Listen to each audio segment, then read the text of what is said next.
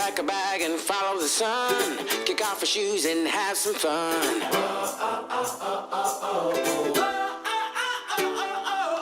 Hello there. Thank you so much for joining me for this week's edition of Read, Watch, Listen. I am super excited about my guest today. It is Miss Brittany Ward. Hello. Thank you so much for being here today. Hey, thanks for having me. I am so excited. She is a yarn artist. Everybody's like, wait, what? What's a yarn artist? Well, you can see some of her work behind me, and you can also find her online at BrittanyWardArt.com.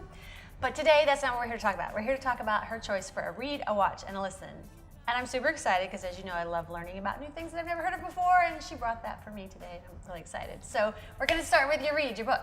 You want to tell me what it is? All right, well, it is called 13 and a Half Lives of Captain Bluebear by Walter Moers.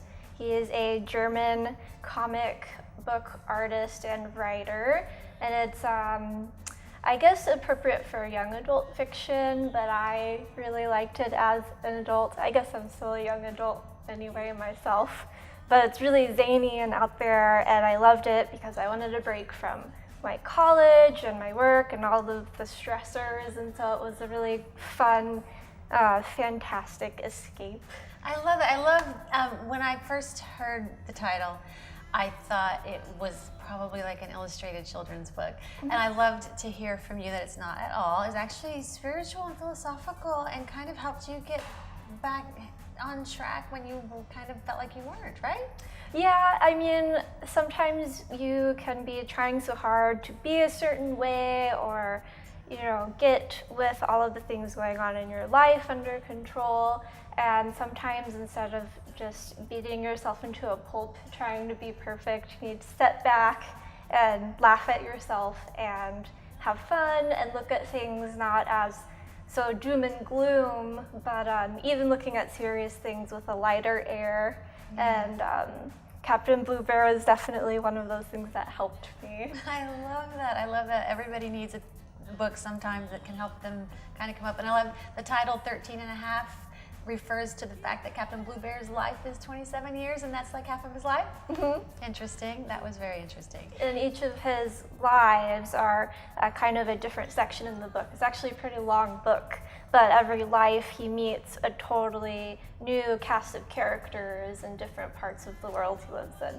Love that. And you said that it's really intelligent humor, that it's layered and there's some richness that some people might not even get, but when you do get it, it's really special. Mm-hmm. Yeah. One of the reviews about it used wicked satire as one of the descriptors. That's good, that's good. So what's the title again? 13 and a Half Lives of Captain Bluebear. Awesome, pick that up. And now for her watch, another really awesome one that I'm excited to see. What's the name of it? It's The Heart of a Dog, written and directed by the artist Laurie Anderson. Yeah, and when she said that to me, the artist Laurie Anderson, I thought it was probably some cool young 20-year-old that I'd never heard of, but it's not. It's the Laurie Anderson, who was married to Lou Reed. It's actually, I didn't even know she was an artist. I just did not know that. I knew her as a musician. So that's really cool. And this is a documentary that she's made. Yes. And it's won some awards, and it is a 2016 film.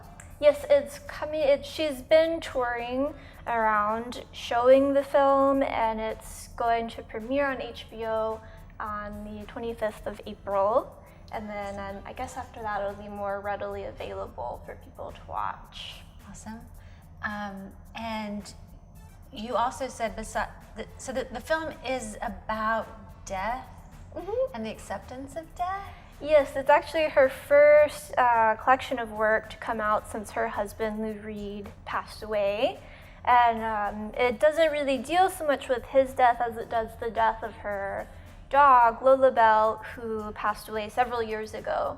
But she uses her dog's life and death as a metaphor and a way to make death a bit more accessible and to express how death has touched her and how it's helped her to live in the moment more fully. Love that. Love that. And you said that she's Buddhist. I didn't know that either. Super cool. Yeah, if you listening to her writings and what she's singing about in the film, she references her Buddhist teacher and how he helped her deal with the death of her dog and the advice he gave her. Yeah, Buddhists have a lot of a very different perspective on death than a lot of Western religions. There's not a lot of sadness attached. It's just such a natural progression. It's like, oh, they were here, and oh, now they're not, but then they still are, so.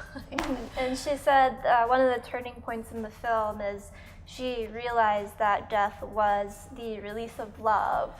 And I thought that was really beautiful. And Buddhism, it's all about facing suffering and facing things that can be really frightening and really heartrending, but saying, well, this is inescapable in a human life, and so what else can we do but accept it? And through that acceptance, rather than avoidance, you can find happiness. Love that.